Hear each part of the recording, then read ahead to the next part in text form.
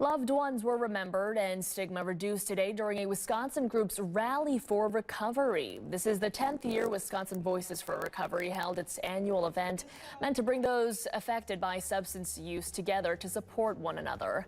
People could share their stories about recovery, learn about area resources, and ultimately reduce that stigma surrounding substance use disorders and harm reduction methods. Desalyn Smith lost her husband to fentanyl poisoning 2 years ago.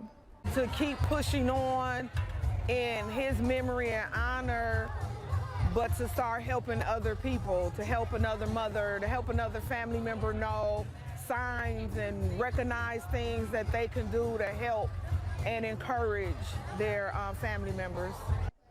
Today's event also featured a hobby and wellness for recovery area, which included activities like meditation, rock painting, and a dream catcher station.